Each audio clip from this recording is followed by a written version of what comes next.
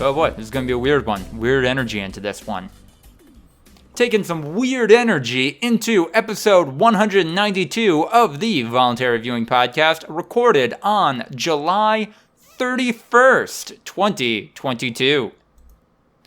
On the podcast today, we have one of the greatest thinkers, one of the greatest philosophers of our generation, Ryan Holtz, who will finally answer the question, is Mario a Republican? No. No. No, definitely not. Why do you say that very confidently? Why is that? Y'all grew up in rural Wisconsin. Yes. Where, at the end of the day, where I'm from, it sounds like it was more mixed than most places. Mm-hmm. But there's going to be plenty of Republicans. A big chunk of them, for whatever reason, maybe to keep up appearances, in a purple area, would never identify as a Republican. Oh. And would be like, no, I'm an independent. And it's like, oh, really? That's interesting. What issues do you lean left on? And they'd be like, none of them, now that I think about it. And it's interesting.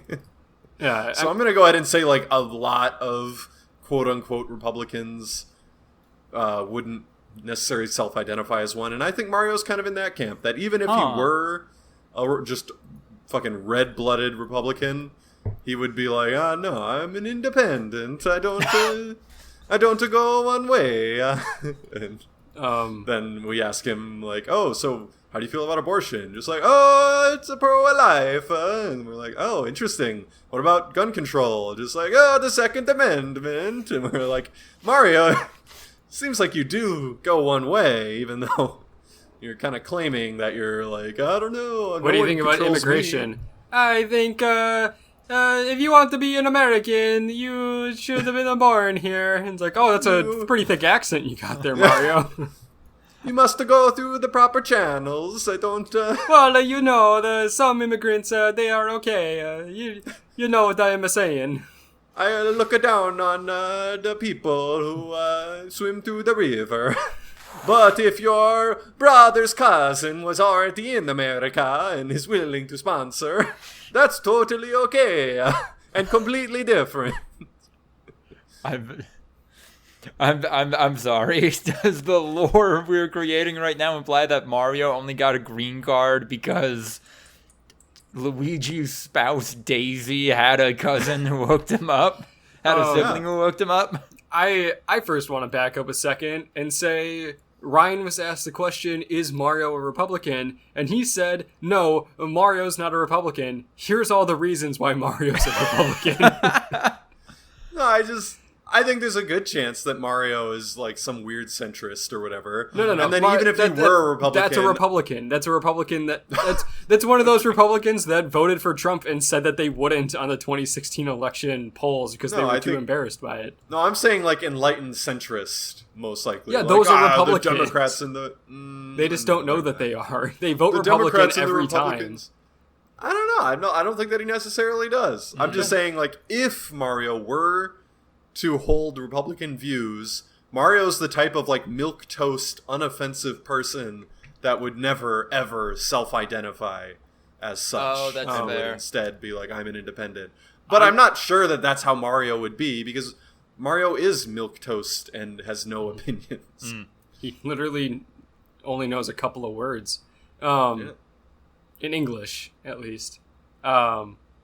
Is Mario fluent in Italian? Mario is not fully voice acted and has never been given dialogue boxes that are super extensive. What about the Mario movie? Is that not canon? The Bob Hoskins Mario movie? The Chris Pratt Mario movie? That's also about to be canonized, yeah. That will be fully voice acted, I'm assuming. So, here's the thing. So Mario's a plumber. Uh-huh. There is a universe where Mario is a fully unionized plumber. Yeah. Is very, very blue and is, super pro immigration because he himself is an immigrant living in, New York. There's nowhere else where he'd be living. He barely speaks a lick of English. Canonically, Mario is from Brooklyn, or at least that was a part of the lore at one point. See, that might be legacy content now. I nailed it. Yeah. So did Nintendo pull a Disney-esque purge of like canon parallel material, like the Star Wars thing? Like they just now that the Super Mario movie is coming out starring Chris Pratt, we're gonna purge some of this canon. I don't think it was in response to the new movie specifically, but yes, at one point they more or less said, hey, all printed material prior to 1999, unless we say otherwise, not canon in the Mario universe anymore. But don't worry about it. But something that is definitely canon is that Mario is like a super traditional liberal. Right. Even though he's like very much benefited from labor unions, very anti-socialist, because he escaped from fascist Italy and thought the problem was the socialism and not the Nazis running the country. He's like an Eleanor Roosevelt Democrat for sure. Just like capital D. Yeah, fight for a labor union, but then not understand that like that's generally what a union is trying to deliver is a more socialistic economic model. Roosevelt, like, enacted what was basically socialism. Eleanor Roosevelt. Oh, okay. I thought you said Franklin Delano Roosevelt. No. Eleanor Roosevelt Democrat is like another phrase for like a classical Democrat. Yeah.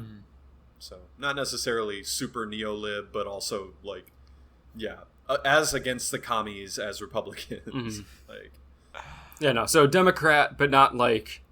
He's not like us. I'm not a Democrat. No, that's what I mean. I'm saying he's not a Republican. He's not a Republican. He's left of the spectrum, but he's not like us. There's a lot of non-unionized plumbers where I'm from. I guarantee a lot of in them New York. Are like, I work with my hands, man. That means I vote for rich billionaires that pretend that they did. That means they vote for Ron Johnson because he worked in a factory. Never mind the fact that he owned the fucking factory. He did not work on the line. He, in the most generalist terms, worked in a factory. He worked literally inside the factory in an office that was like elevated above the floor so he could overlook his like quasi-slave labor force. Classic. Also on the podcast today is a man who is classic in that he is great, but not in the classical old-timey sense. Andrew Clark, very much of his time, which is why he's going to decide once and for all if the B in Bussy stands for boy or butt. The debate of our ages. I have thought about this before. I have too. I'm sure. I have opinions. Because I saw it the very first time, and my brain went, that means butt pussy.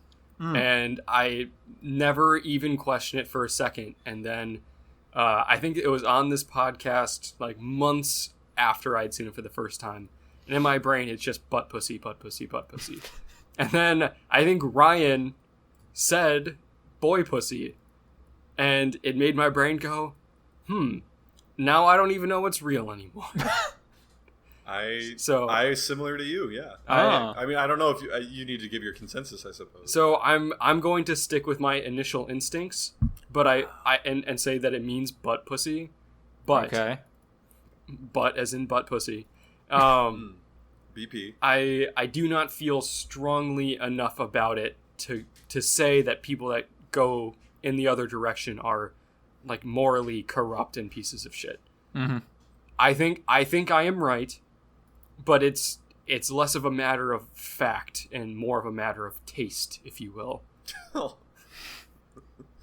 Interesting. That was my knee-jerk reaction as well. It's like, oh yeah, it's definitely butt. And then I was like, but it's never used in a context with like people who aren't like masculine presenting. Oh. So that's where I started to transition. That's when I fucking took the red pill and got woke and was like, no, man, it's clearly boy. I, Ryan, have been red pilled, which means going woke. Yeah. Progressives are reclaiming red pill. It's happening live. That's what it originally meant. I mean, like, you more than anyone, like, I think you're the one that explained the whole red pill originating, or origin to me, where it's like, yeah, no, it's HRT. Yeah. Right. No, it's literally that, like, the trans themes in the original Matrix are fucking laid on super thick. Like, they're not subtle. And yeah, like, in reality, that's what red pilling means when you strip it down to its base components, is being awoken to a reality that you've been blinded to, and it was just co-opted by, like, racists and fascists to mean, like, yeah, no, you were awoken to the reality that you need to be racist and fascist. So, yeah. I don't know. Yeah. I'm pretty strong. I'm pretty firmly boy. No. If you can find an example, if you can find me a print example of Bussy being referred to as anything other than someone who presents as masculine, then I will change my tune. Okay, Bussy Wikipedia. Bussy derived as a shortened variant of boy pussy, an LGBT slang term for the male anus. Yep. Yeah, because I'm pretty sure it's masculine only is why I Gotcha. became boy. Well, because everyone then has a pussy if it's butt. I thought that's what that meant. I thought the Bussy was just, the butt. I thought it could be. I thought it was a gender neutral term. Thought it was more inclusive. Yeah. I thought that you guys were progressive, but apparently not. Bussy is it's a turf term. Oh my god. Just Apparently. chemically engineered infighting.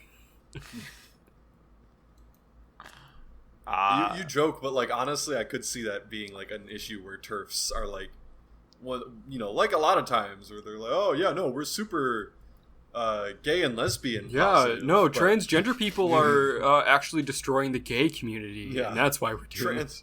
Trans people are fucking sickening, like, just disgusting abominations. But, like, yeah, gay people and lesbian people are super awesome and chill and need to be celebrated. Like, that just, like, I don't know how you see the disconnect here, but okay.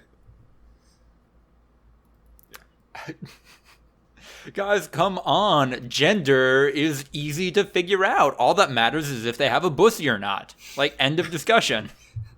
But what There are is two a genders. Bussy? Yeah. Shallow and pedantic. we need to come at this from a new angle. Yes, there are two genders. The bussy havers and the non-bussy havers. Easy. It's that easy. And then last but not least, I am Lucas the writer. If we ever hit an arbitrary milestone, I will do a Pokemon Smash or Pass, and there are going to be a surprising number of smashes. Oh, like Songwon Cho. Yeah. This is just an excuse. Wasn't it Ludwig who did it first? Or was it I don't know who did it first, but Prosy D Franco? just did it like a couple days ago. Not the Prosy D did do one a couple days ago. I think it was I've got Was it Philly D? No. Oh boy. I think these have been going on for a while. Markiplier. Yes, It was god Markiplier. damn it. way. I forgot Markiplier. Markiplier was the original Pokemon Smash or Pass. It's a 24-minute long video. Yes. And he doesn't go into any reasoning. Nope. He just says, like, knee-jerk reaction, smash, pass, Well, smash, Yeah, smash, he's supposed pass, to do it as fast as pass, possible, pass. right? Like without any Yeah. thought put into it. There are a couple contemplative moments. Yeah, but, like, I don't think he still goes like, yeah, but it's because this reason. Like, even when he They definitely have a contemplates- Bussy. which is all he needs. I'm going to call out Markiplier, putting Markiplier on blast. Markiplier is a coward for smashing, oh god, why can't I remember Pokemon names now? Why can't I remember the hot For Pokemon? smashing Bellsprout, for smashing Weeping Bell, but not smashing Victory Bell. You are a coward, sir. Okay, so Bell's pretty big. a bunch of YouTubers have done the knee-jerk reaction, the lizard brain, will I fuck this Pokemon or not? You, Lucas, I challenge you to do a video series explaining each individual Pokemon, why you would smash and or pass. Yeah, I want a 10-minute video essay for each. Yeah, individual each one. Pokemon. Like, this is like going to be a huge undertaking, but I think it's what the world needs right now. That's And fair. honestly, it deserves it. I need visual aids. I need animation. I need the whole Speculative shebang. anatomy. There you go. I need you to get actual Pokemon experts on the horn who have studied it. Yeah. Today's subject, Haunter. Now, I know what you're thinking. Does Haunter even have sexual organs as a ghost? More than likely not, but those hands can go through solid matter, and that would probably do a number on a prostate. Pass. No, smash. Fuck. Pass, yeah. All that just to pass. That really makes you seem pretty closed off to certain exploration to say. Nah, very specifically. This Pokemon because seems those kind hands- of gay, so in that Yeah. for that reason, I pass. Next up, Gengar. Smash. Moving on. Whatever Pokemon comes Every after single Gengar. Pokemon is a smash, and then you explain why. There are no passes. I don't want to fuck a Bulbasaur. I don't want to fuck a Charmander. I want to fuck a Squirtle. Those are very specific ones. Everyone else you're good with? Those are the ones he has emotional attachment to. Hmm. Lucas is only into meaningless Pokemon sex. I would smash an He's Ivy. a hit it and quit it. No, I want to fuck Eradicate. Mewtwo. Mewtwo is obviously a smash, Ryan. Mewtwo is putting out a sexual energy. It's a giant mutant fetus. I don't know. Yeah. I would fuck shit up. It's powerful. That's what everyone's looking for in a sexual partner. Power? Something that will fuck shit up and be powerful. That's all anyone's really looking for. Eradicate, no. Ratatat, no. No, don't do this right now. We need the video essay series. Okay. Putting this in the back pocket. Saving this for later. Speaking of content, there's plenty of it in News of the Week. Roblox is removing the iconic oof sound effect. The platform is doomed. Rip to Roblox. Minecraft used to have a iconic sound effect too for taking damage that they removed, and I remember the fucking controversy. It went real hard because it was just like this Swedish, gruff man going like, "Oh!" Like, it was a very notable sound, and yeah, they removed that because they were like, "All right, we're not just gonna have Jim from accounting be the damage sound effect for our billion-dollar property anymore." Guys, the IPO is going live soon. We all have several thousands of dollars tied up in this company. It's time to shore some of this shit up. Yeah. I didn't think the oof sound was real. I always thought it was a meme. No, Until that's where it came I saw from. it in gameplay. No, yeah, I know. Obviously, it then became an also meme. But I thought that they were editing that into Roblox clips as a joke, and then because it does sound pretty dumb. So I think the background of this is that there was previously an agreement because the sound had been developed and was a part of a sound pack created by somewhat sketchy video game guy, Tommy Tallarico. And it was initially used in the game illegally without his permission. Since following that, some kind of monetary compensation was reached. And now one or both parties are reneging and they're pulling the sound. So, weird drama happening in a relatively short time frame, at least. I know Roblox is a decade old, but nobody has cared about Roblox outside of the past 3 years, I think. Yeah. An epic saga about uncovering hidden content in 2017's Nier Automata reveals that it was just an elaborate troll. Damn. Yeah. I cannot tell you how many times on my Twitter timeline I saw the phrase, "You can't mod in this kind of content in Nier Automata," for it to only been revealed that, yeah, modders just added that content to the video game. So, I'm confused as to what that means. Oh. So the developers never actually included any of that content? No. So, like, how did the mod become so widespread that everyone was using it? Not everyone was using it. It was the people that used the mod said that, oh, look, I found this secret content. And no one called them on it? No one was like, oh, look, I tried it in my game and it didn't work. It was a little more, I don't want to say nefarious, but a little more dressed up than that, where they were saying, through a throwaway Reddit account, I think it was called Sad Futa Go, that, hey guys, discovered this weird door. What's going on there? And then people just lost their minds as they kept the bit going. Ah. Yes. Interesting. Yeah. It's fun. Fair. Mysteries are fun. Your automata. GTA 6 will be more culturally sensitive and let players control a woman? Wow. In response to this, we have a diverse panel of 3 men in bow ties. GTA went woke. Now I'm gonna feel weird killing hookers. So you guys might be the biggest GTA heads I know, and I know both of you are kind of lukewarm on any version of the game, any version of the series at this point. What do you do with a GTA 6? What do people want out of the next Grand Theft Auto? I don't know. If they can make 5 of them, or more than 5 of them, and then make the 5th one last 10 years, I think they can probably figure out something to do with 6 to make it enjoyable. It's probably not going to be like super groundbreaking in terms of concept.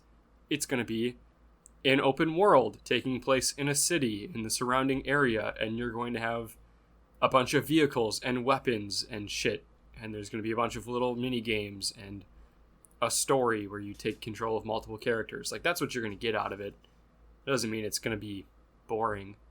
I mean, is that just what GTA 6 is then? Like, it's an open world with maybe 20 minutes of 20 hours of the single player content, narrative story, and then, hey, this is actually just a building block for all of the online stuff for our really diehard community to create a bunch of weird shit that we will continue to profit from for another decade again, and we're only doing this because the seams are starting to show on the last time we accidentally did this.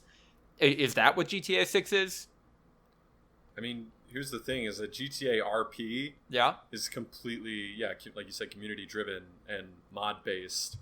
If they hire some of those mods and give them the type of budget that GTA gets, like, that would, again, be another transformative multiplayer experience to just genuinely, like, you live in a living, breathing city where a huge chunk of the people in there are real people, and you can just literally role play as a member of this city and make it happen. Like, we just don't know. It's still probably in early phases. Like, it's probably not going to come out anytime soon.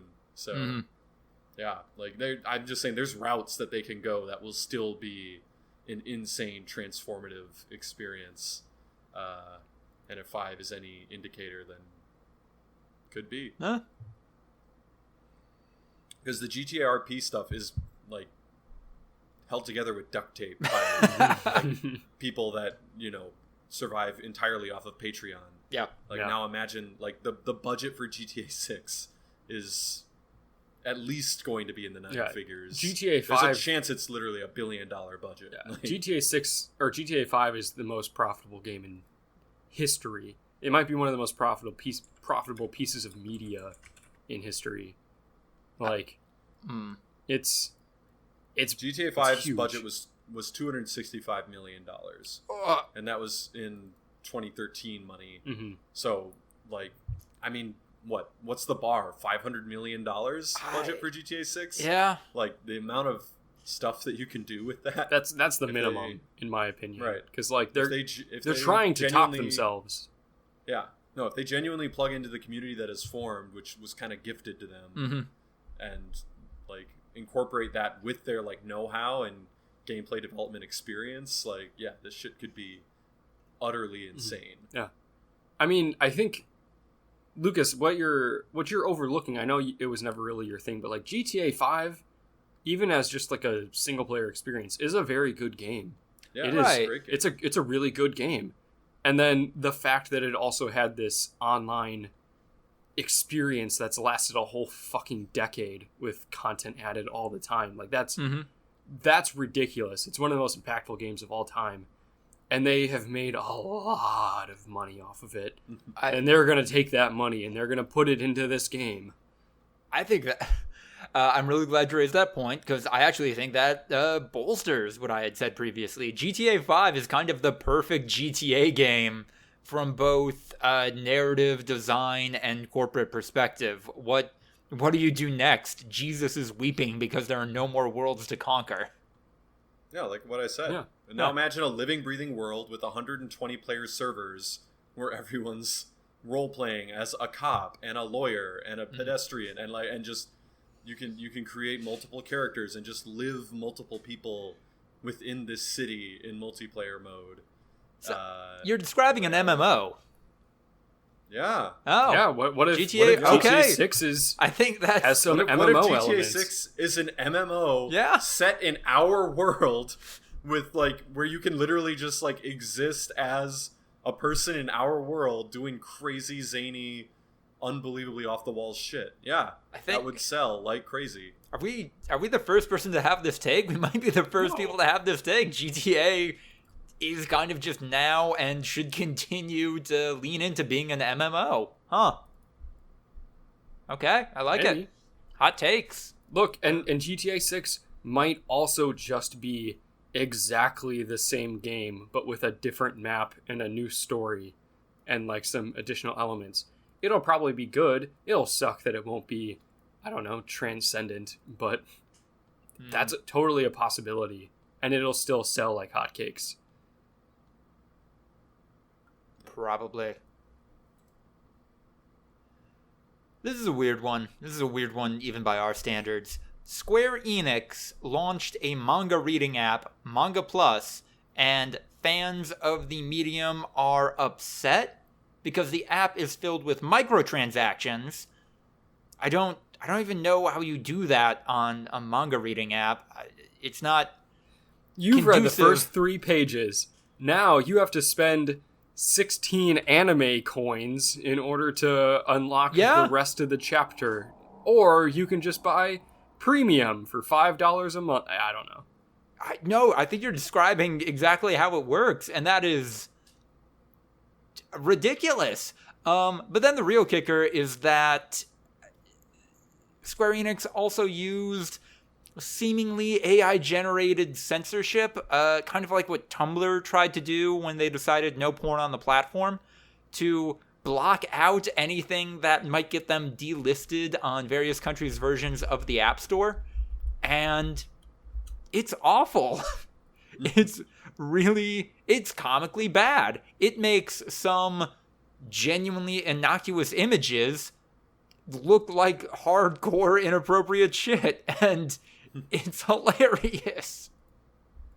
It reminds me of Mormon porn. I don't know if you guys have seen that. What? Stuff. Yeah, like there's Mormon porn where what they do is they find a woman in like a bikini or something that shows like a lot of skin, and they put bubble, like they go into Photoshop and take circles and put them around the bear's skin. Like they only put the circles on bear's skin, and then like when you reverse it so that only the clothes are like blocked and then everything else is just bubbles of bear skin, it kind of looks like they're naked. So yeah, like it kind of reminds me of that. Like it makes it look dirtier than it is because of these random ass censor bars. No, 100%. That are hiding things. Odd. Yeah. Are you Googling it, Andrew? No, I can. Oh boy, be careful. I wouldn't just straight up Google Mormon porn. I googled Mormon porn, and Ryan. This is just hardcore porn where the setting is they're Mormons. If you do Mormon porn, oh wait, no, I found what you're talking about. Oh, that's weird. Isn't it weird how it tricks the brain? It's like a lattice pattern. I thought you just meant there were like 2 big orange bubbles or something. No, it's not censoring the dirty parts. It's censoring everything that's not dirty, which tricks your brain into thinking whoa, that they're naked. That's weird. Yeah, it's a weird effect on the brain. I don't know how they fucking came up with that shit. It's kind of scary that they're that repressed that people come up with this thing. Ingenious. It's kind of like the whole, if you if you tell a weed smoker that they have to smoke weed, like you give them weed but nothing to smoke it in, they'll become an engineer. It's like give a horny Mormon no porn, but still he has to find something to check off too. This is what happens. All right. It's a little bit of a Schrodinger's box too, right? And that's a part of it for the people who engage with that kind of pornography. It's literally Schrodinger's box. Heyo! Is it naked or is it not? Here's a black sensor bar. Maybe there's a butt underneath it. Maybe there's not. You'll never know. You have to assume that there's both. And if there's both, it means that there is a butt. And at one point, the butt gets murdered and is no longer alive. The butt is both dead and alive at the same time.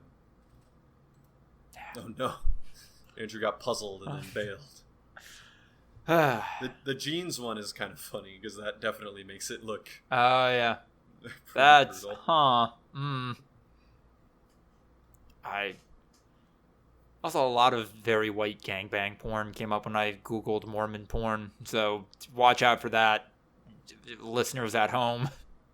What is white gangbang porn opposed to just straight up gangbang porn? I mean, if it was race-blind casting, I assume it's also interracial. I guess. Oh.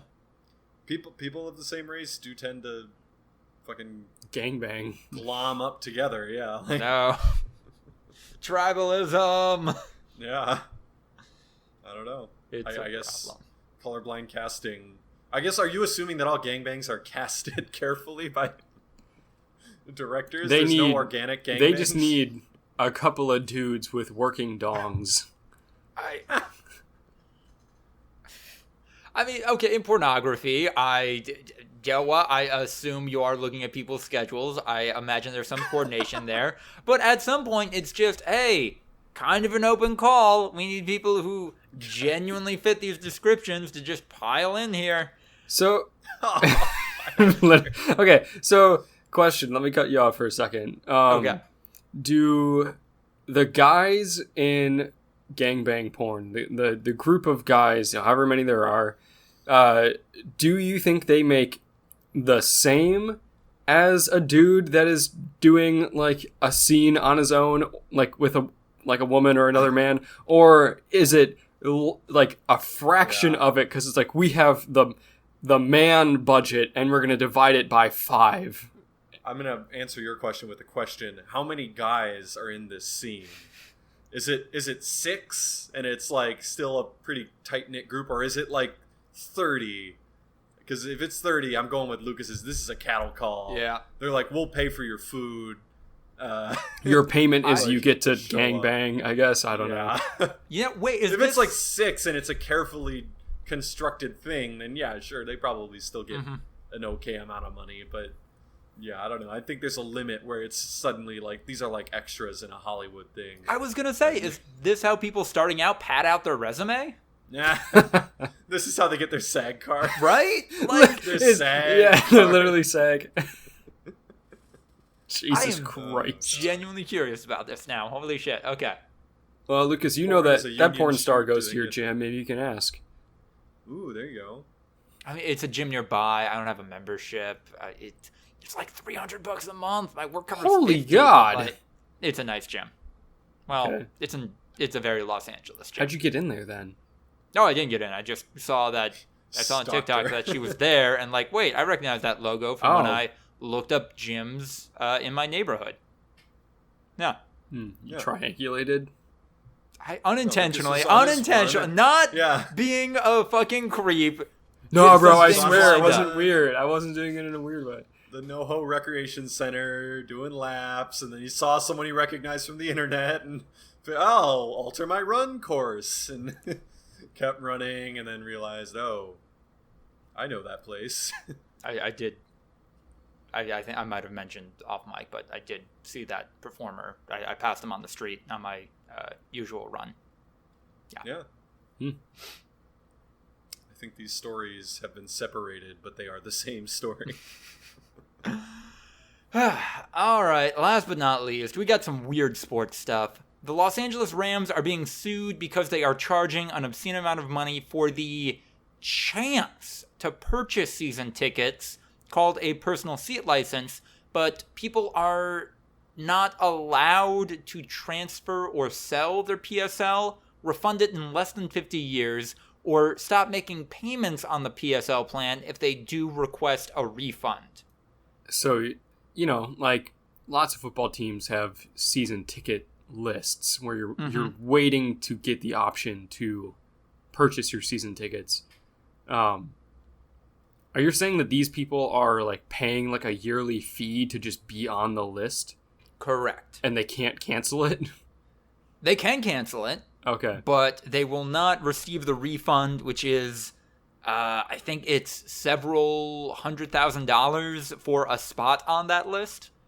Oh my God. They can cancel it, but they will not get the funds back after 50 years. And because most people have payment plans set up to cover the cost of this PSL, they can't stop making those payments after they've requested the refund. If they do that, it will be null and void, and they can't get any of their money back. I mean, reading about it, though, doesn't this seem like it's not for regular people? These are for, like, PSL? millionaires that are... Yes. Yeah. Nah, fuck it. I mean, okay, fair. I don't care. When you said This is a hundreds of thousands billionaire. of dollars, I'm like, this is not to sit in the bleachers. This is a billionaire warring with like mega millionaires. they're attempting to get like an executive box suite. Yeah. Which is why I'm hopeful that this lawsuit goes through, and then the billionaire money has to be disseminated to millionaires, and then make more billionaires. Is that the redistribution of wealth that we're gonna get in the United States? Yeah, it's the We're, like, the desperately 1% begging. distributes their to the top 5%. Like, no, the 0.001% distributes to the top 0.1%. Oh my god, I forgot to mention this at the top of the podcast. I was a little out of it, but the thing that inspired the Mario Republican question is Andrew, Ryan, I, and other LA people were playing a game of Mario Party the other day. Someone got a Bowser square, had to do the roll, and then a thing called a Bowser Revolution came up, where Bowser took everyone's coins and distributed them equally among all the players. So everyone had the same amount of coins. Yeah, but we were pretty much at equity when Bowser decided to do that. So I think the most person had like 62 coins and the lowest had like 51, and it was kind of like, oh, that literally. So now we all doesn't have affect the game at 54, or whatever. So Bowser, are you a scumbag socialist? Yeah. So you care more about the letter of these tenets than their practical implication? Go ahead, Andrew. Yeah, the enemy of the people are the doctors and the guy that owns the local diner and my buddy Jim that makes $10,000 a year more than me. Not Warren Buffett. You imagine that's someone's like descent into socialism as they find out that their neighbor makes a little bit more than them. Got a slightly bigger bonus than them, and it's just like, we need to redistribute the wealth, man. The wealth gap is out of control, motherfucker. I'm coming for you.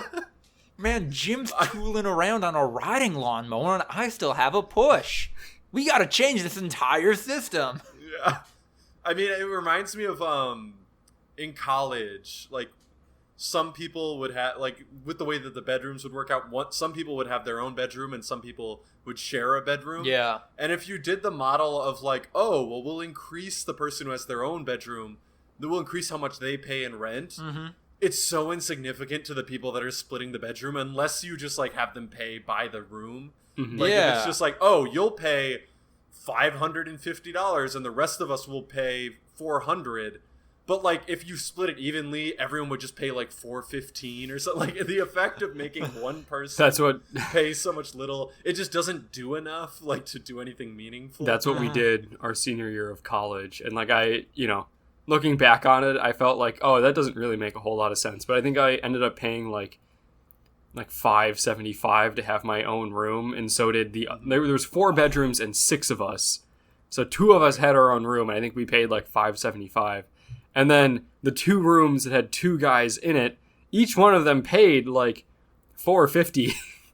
Right. So like $125 difference to have your own room. Like that's, yeah. Right. But even if you would have paid $600, that would have only brought down their price by like $5. You know, like it would, like the amount of money increasing to you doesn't really help the rest of the people very much, you know? Yeah. Like, so unless there's like pretty stark inequity, like it's it's kind of doesn't do much in a dumb way.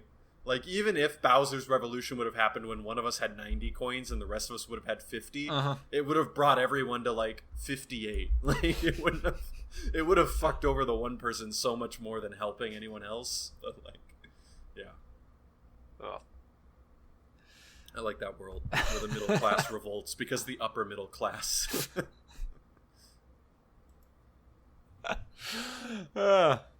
We can make it happen. We can do it. We can sow the seeds of dissent. Yeah. Any memes this week? I don't think I saw any good ones. Any new ones even. Yeah, I don't think I did either. No. A lot of people were talking about Nathan Fielder. Oh, that's fair. Yeah. He had his new show that came out. Yeah. Right. I don't think I saw any of that though. I mean, they weren't really memes. It was just like Nathan Fielder's a bad guy because he manipulates people for comedy. And it's It's a take. What? Yeah. Like that was the whole thing. That was it. It's like he manipulates people. Like, oh, did he? I don't know. Like take advantage of like the little guy? Did he express shitty views? Did he like do any of? Did he like I don't know exploit people? Like no, he just tricked people into doing funny things. I'm like that's comedy. Yeah. I did see the driving meme. I don't know if you ever saw that. It's like no. I don't know. It's like a guy at a wheel and he's got super muscular arms and he's like driving. I don't know what the fuck any of that's about. I felt old when I saw that. I have not seen it. What was the context? Variations. It's the Chad driver. Oh, I don't know, like, and then it'll usually just be like, I don't know, things like they'll have like, for example, a lifted Dodge Ram with his headlights shining in your rearview mirror, which makes the whole image look fucked up, or just like there's a Tesla, so he's got like fucking Apple watches and a MacBook and is drinking Starbucks and has AirPods in, like variations of this driver. Oh, okay, I think I've seen this because Jade showed me a Jeep version, and it was, there were a bunch of like weird hippie granola stickers all over the windshield, and also every single warning light in the car was on, and it was shaking and rattling, and okay, exactly that. Like it was just a million variations on this basic, like there's a guy driving, and it's actually from a real video apparently. Oh.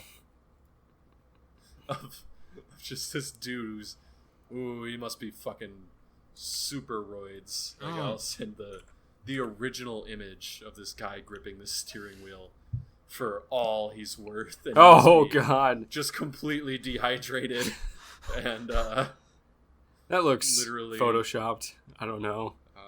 That's very vascular. I don't. According to Know Your Meme, this has been going around since like 2016. So don't feel old. Don't feel like you missed anything out. This has been background meme for a while. Right, but then it's like the video version went viral on TikTok, which I saw. Oh. So, yeah, with all sorts of stereotypes and everything else. Or they'll be like hitting people, or just whatever they do to put their own twist on it. I mean, if we're doing TikTok memes, I guess clowns are back and they're hotter than ever. I don't know. This sounds like a you thing. I think you stumbled. Yeah, I mean, like, TikTok. You made a comment the other day about TikTok memes. Oh yeah, it was about the dead spider, like, mechanical gripper thing. Oh yeah. That I like really fucking hated. That horrified me. And you're like, oh man, TikTok has fucked my brain. So whenever I hear gripper, I think of foot porn. Like, you are in a completely different universe than I am. A better universe. A braver universe. Jesus. I don't know. Apparently, I guess there's a character who's a clown in an Ace Attorney game that is resurfacing for some reason. And now there are a lot of attractive people dressing as a sluttier version of that clown. Yeah. Aren't our hands quite literally grippers? Yes. Okay. Just making sure. I don't know why feet would ever get involved there, but you know, fair enough. Okay. I think we're going into the breakouts then. Short and sweet. I beat Dungeon Encounters, a video game, like I had said previously, is wired to my brain chemistry specifically. A lot of good environmental storytelling there. Some fun dots that you can connect. Yeah, no, I don't have a ton to say about it. I enjoyed it. I enjoyed my time with it. Every time I touched a new square and a little boop sound happened, I got a microdose of serotonin, and that's great. I got the same enjoyment out of this as the video slot machine at the local arcade. Yeah, but this only cost me $30, and that slot machine can take infinite amount of money from me. Does Dungeon Encounters have microtransactions? No. I don't know how they would even implement them. You'd be surprised. Oh, yeah. If there's a will, there's a way. The studio can sell to EA, and you'll find out. And now their shirt is red. That'll be 99 cents, please. Yeah. You've touched all the tiles that you can today. Unless you pay 13 star gems. Oh, Ryan, no. Don't describe what might be my kryptonite. Don't. Oh, no. Because I would. I maybe would if I was in the right mood. Oh, Especially if they decentrify the star gems enough to, like, where they no longer represent real money to you. Lucas, It's like, no, you pay 99 cents, which gives you 2 mystery boxes, which will award you anywhere between 5 and 25 star gems, and then it's just now it's no longer real money, so you're just like, I've got 500 star gems. Well, and I mean, click that button. Got 15 star gems for free when I first signed into the game. I just need 5 more. I'm definitely gonna get that on a roll, right? At least, yeah. So Lucas, you'd be down for that, right? A weaker version of myself, a sadder version of myself? Yes, probably. Okay, now what if it was on the blockchain? Then it's a scam, and it's the same as sexual assault and harassment scandals. I don't... What are y'all checking out? My boys, I'm still deep in the FIFA grind. Ooh. Just that FIFA grind set, man. I rise, I sell my cards that I acquired over an hours-long gaming session. Then I plug back in, grind some more, win some more games, like stack up my already overpowered team with even more overpowered players. It's also wired entirely to my brain chemistry. I get to watch this number go up, which is my overall of the players that I'm playing with. I don't think I could name more than 10-ish soccer players when I started, and now at this point I am fully aware of very obscure players from the Chinese league. So is there any sense of maybe finality isn't the best word, but yeah, you had mentioned in the previous pod that you're all in for the next FIFA release, and that's coming up, right? Like, that's typically a fall, late summer, early fall release. It's been announced. I think, yeah, September 23rd or something like that. Okay. A couple months left in this life cycle. All right. But that's not slowing you down whatsoever, the idea that you're about to jump off this train and get on the other one. Things get super fucky towards the end, and it gets easier to get good shit. So, like, they increase the dose of your serotonin. It's 2 a.m. in Vegas. The oxygen pumps just kicked in. Yeah, no, exactly. They know that you can leave at any moment, and that's when they hit you with the like. I opened it was a 75 plus times 5, so you get 5 players that are 75 overall or higher, and I think Andrew, you were like there right after I opened it. I got Mohamed Salah, who is 1A or 1B best player in the world. Like, a 97 overall, like, stacked version of him. It sells for like 500,000 coins, even with like him appearing in these packs now, because he's in the packs. He's still really valuable because he's one of everyone's favorite players. Just randomly, with a bunch of like random scrubs that I could never use in a real game. Could you sell your PlayStation account to someone who wants to have all that FIFA shit? Probably not enough right now to be at all worth it. Like, my current account in like the meta of the game, I'm not meta. Mm-hmm. Like, if I were to go into like the elite division of the competitive ladder, I would get fucking stomped by all meta teams who every single position is stacked. Like, right now, I want to say I have 4 true meta players out of my starting 11.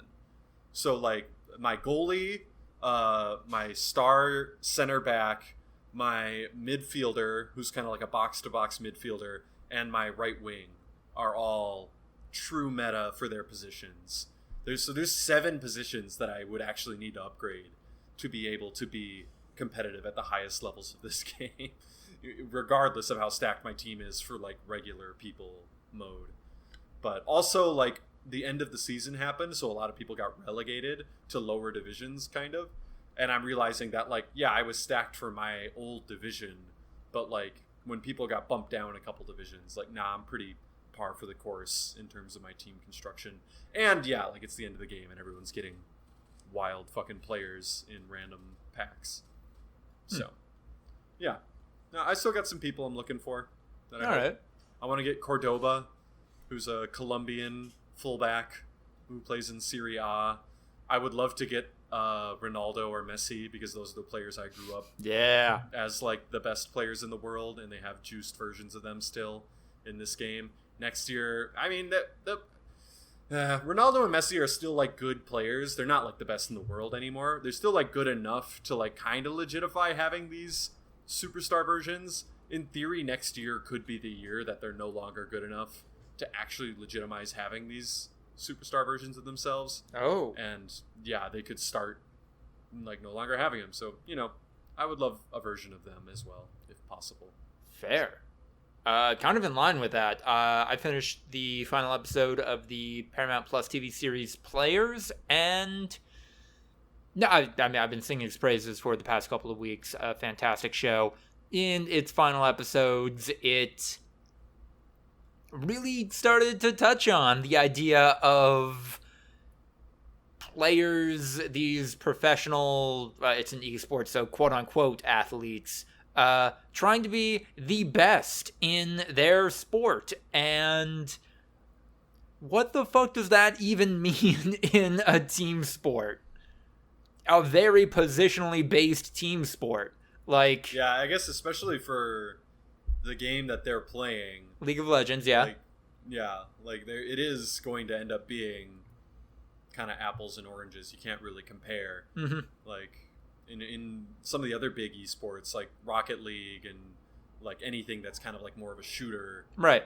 There's not as like hard defined roles necessarily, where no, you can be the best at your thing in the world and still not be the best overall like most valuable player, you know, like and same with like football or basketball. Yeah, you could be the baseball. best offensive guard in football, and you are not going to be even remotely close to the value of like a top 15 quarterback.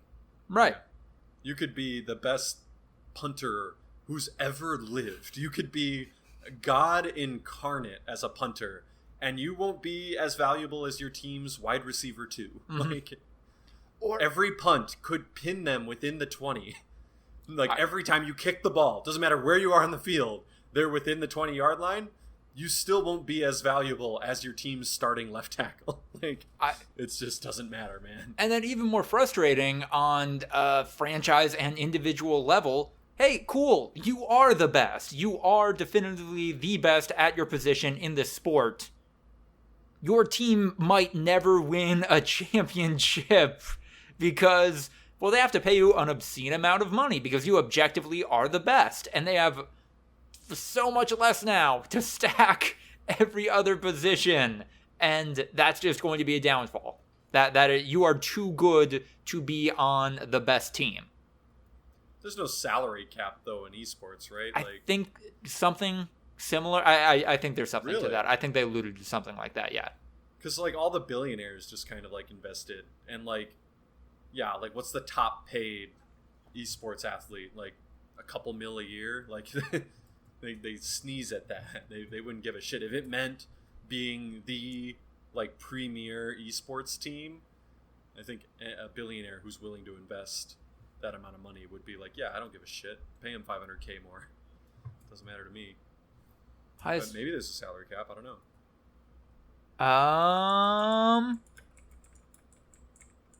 God, this is tricky because a lot of players also get prize money. Right, yeah, no prize money included, obviously. But they do not. I'm not finding a lot of resources that are great about separating that information.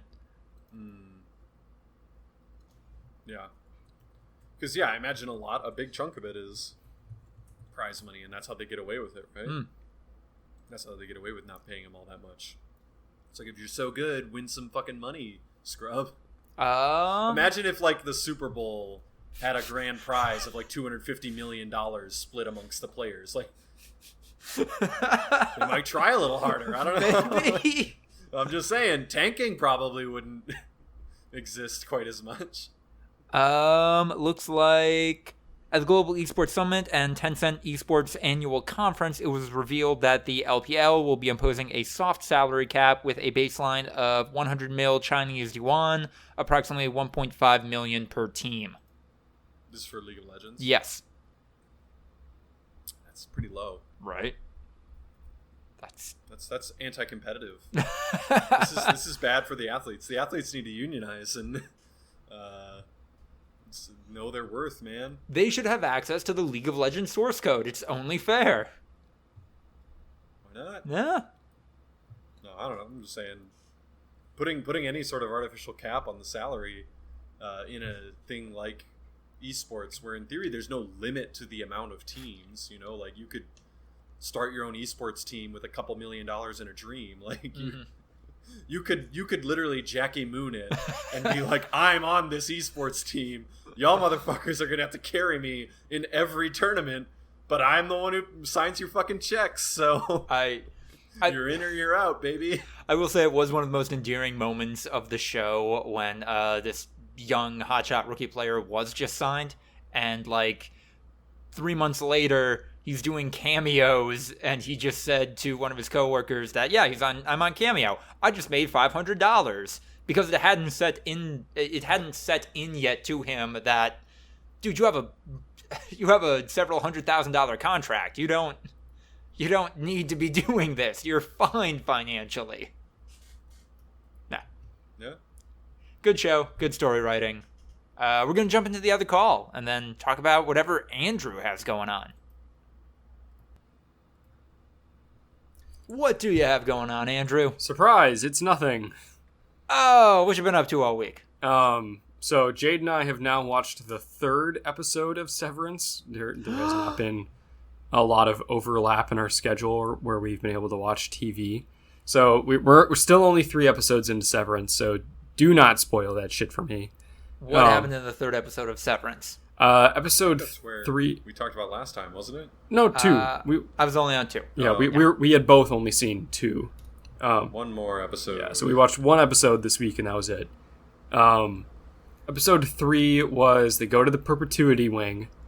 That's what I was looking for. That had all the wax figures and like the model house. And I was looking for that in our last discussion. I was trying to remember. I was like, it was like a look back, and then I thought that you guys had seen it. I hadn't, but I held my tongue. And Helly like broke the door window and like tried to see her message through her Audie's eyes, and cut her arm. And Petey seemingly died after freaking out. Yeah, that's where I'm at. The territory tension between the departments was kind of evident, of like data refinement versus optics and design. I had a moment the other week on one of my runs where there's a building near me that really cuts into the sidewalk, so it's a pretty severe corner where until you have crested the corner, you have no idea if somebody is walking perpendicular to you. So like as I'm moving more quickly, I pass the building, and then there's just a dude to the right of me all of a sudden, and that was just in my life, in actual life, a little unsettling. This rocked these characters' worlds. Christopher Walken just being there, and that was fantastic. Mm-hmm. I think if you rounded the corner and Christopher Walken was there, it would rock anyone's world. I think they just break canon and just like Christopher Walken. Christopher Walken. Yeah, I don't have memories of my children. How do I know who that is? I know Christopher Walken. It's like an innate sense memory. You know what math is. You know how to breathe. You know how to speak English, and you know who Christopher Walken is. You know what Delaware is, apparently. Yeah. So that's I don't know, Delaware, I don't know. That's a perfect score. The Egan, the perpetuity room, that Egan's house, all that Wax Museum stuff, that was a really good, thinly veiled white supremacy, like... Somebody in the Egan Compendium has definitely practiced phrenology at one point. That was the vibe that was gotten across so spectacularly in those scenes. I just got the vibe of we've all worked for corporations at this point. When they, for example, when you get your welcome materials, and it's like a smiling picture of the CEO. These are the people that we've impacted, and here's our CEO. You will worship him.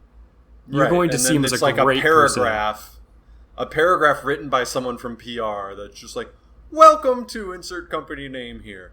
Here at insert company name here, we pride ourselves," and just like the hero worship of the CEOs of a lot of these corporations. The Irv dick sucking of just. This is what we do at Lumen. Look at all these people we've, improved the lives of. Like, this is what's important. What a great man, our current CEO. And the other CEOs. Like, wow. It's like, so, like we all know people like that see the places that they work as church. Wait, so are we like a dental company? Yeah. Oh, they switched out the mouth wall. It's not the mouth wall. Oh, they got rid of the girl I liked. Yeah, it's good shit. Yeah. Nope is also good shit. Have either of you seen this movie yet? No, but I can't fucking wait. I'm hoping to see it this week. Spoil it for me. Is Choices by E40 featured at all in the soundtrack? As if not, Big Miss by Jordan Peele. No, Choices is not featured. A lot of music in the movie, actually. Not Choices. I have false sense memory of the trailer for Nope, where it's just like, nope. Yup. No, absolutely not. That never happened. I know, but I have that sense memory in my head of, like fucking Daniel Kaluuya, like riding on a horse and shit, and it's just like, nope, and then it cuts, and it's some alien spaceship, and it's like, yup, and like, I don't fucking know. But it's, I know it's not a real memory. But then I was like, maybe it's in the real movie. Star Wars? Nope. Yoda? Yep.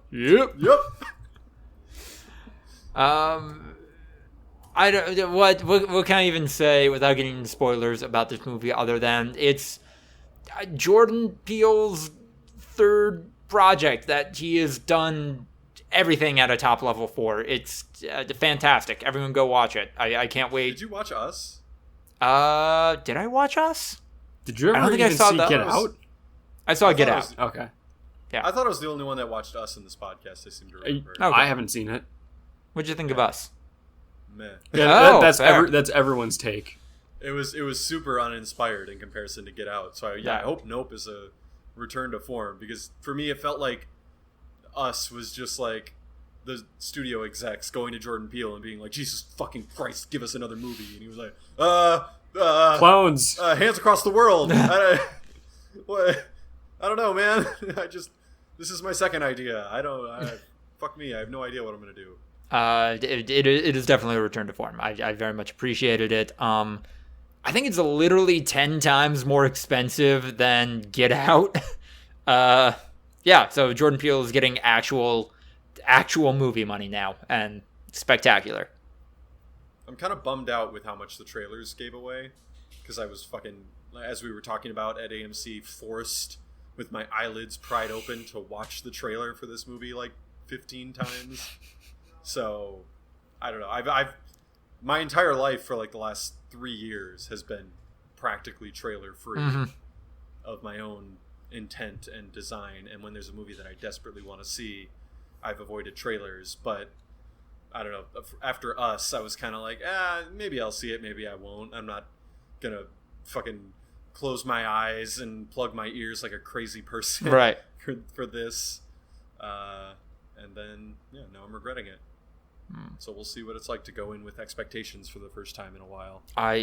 Weirdly enough, I had realized this. I don't know if I didn't remember seeing a trailer for Nope as the movie started up. So I accidentally did what you usually do, Ryan. I went in blind to this movie. Didn't you see Everything Everywhere All at Once? I did, yeah. I don't know if there was a Nope trailer at the beginning of that. Have been. Like guaranteed. That's do like such a not- 1-to-1. The audience is exactly the same. Yeah. I do not recall seeing a trailer for Nope. Well, I've seen all the fantastic billboards. You saw the whole movie, so yeah, you would have recognized some of the imagery. You would have recognized Steven Yeun looking at the sky in a cowboy hat like, what the fuck? And the wacky waving inflatable arm flailing tube men in the desert just chilling, like, yeah. And then all of a sudden, in the teasers, because once again, I've been watching this trailer for like a year probably. In the teasers, I was like, interesting. And then then they started like showing the alien ship and all this other stuff. And I'm like, kind of gave away a lot of the mystery there. I'm sure the first act was kind of just given away. Oh, well, fuck me. So. Speaking of aliens, the only other thing I've been checking out is I've been reading Project Hail Mary, which is written by Andy Weir, the guy that wrote The Martian. The Martian? Yeah. It's good. I really enjoy the concept and like all the sciencey shit that's happening, and he's taken like a really interesting approach to like aliens and extraterrestrial life, and you can tell he's thought a lot about this stuff. The character, Ryland Grace, the main character through everything, is like that's the only perspective you have. And there are like not really any other characters in the book. Is so fucking annoying. He's just like, oh wow, I've discovered alien life. Gee willikers. Just it's just so fucking annoying. I'm seeing in a plot synopsis. Yeah, I'm seeing in a plot synopsis that he has amnesia. Yeah. He wakes up on a spaceship with amnesia and has to figure out why he's there and what he's doing, which is like the whole point of him having amnesia is like really dumb because within like 20 pages he's figured it out.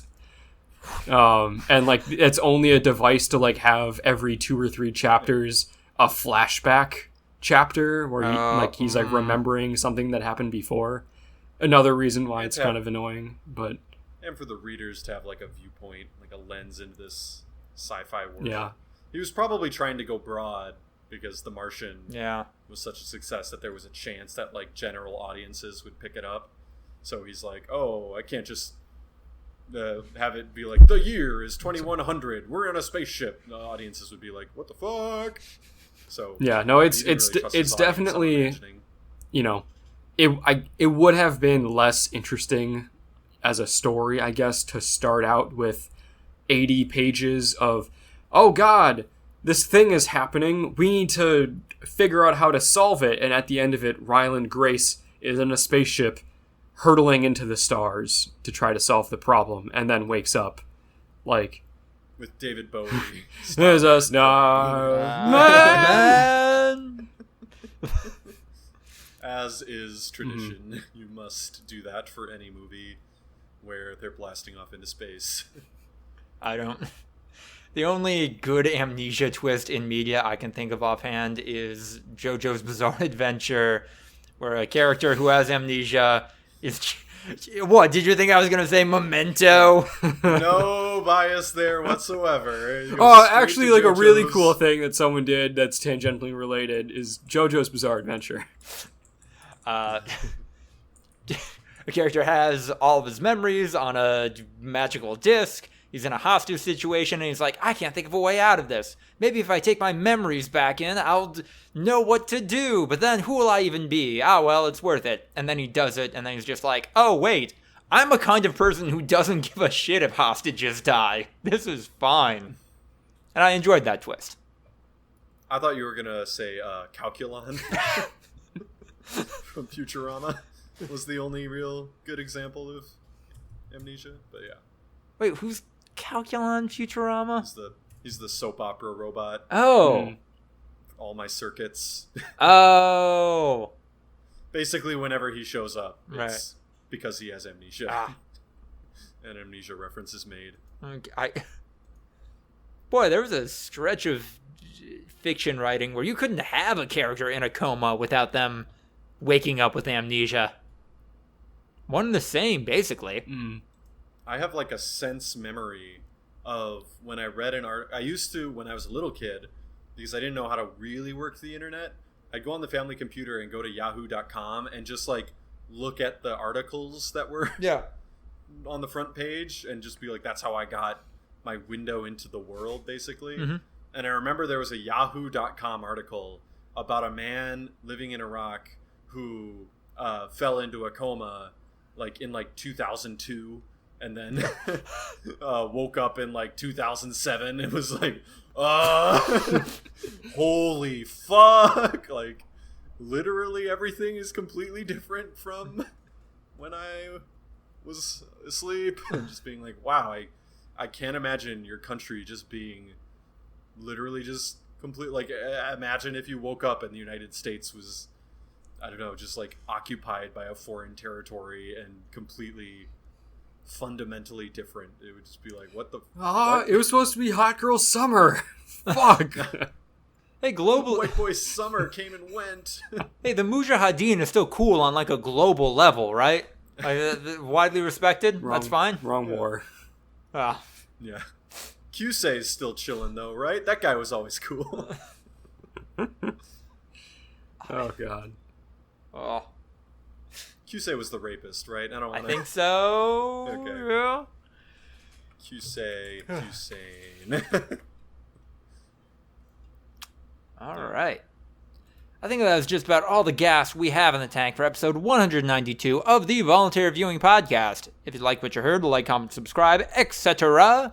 Check us out on Instagram, YouTube, and TikTok for highlight clips. ActBlue link in the description. Support us either through the Anchor Podcast platform or on Patreon, where you can join the likes of the terrific Tiffany Cole, Sucky Badger, and Central Richard Nixon. Send us your questions and business opportunities, voluntaryviewing@gmail.com. Follow us on Twitter for updates at V2_podcast, and follow me at Lucas DeRider on Twitter to keep up with all of my writing. The dog days of summer are soon upon us, and I hope you're able to make the most with it. Goodbye.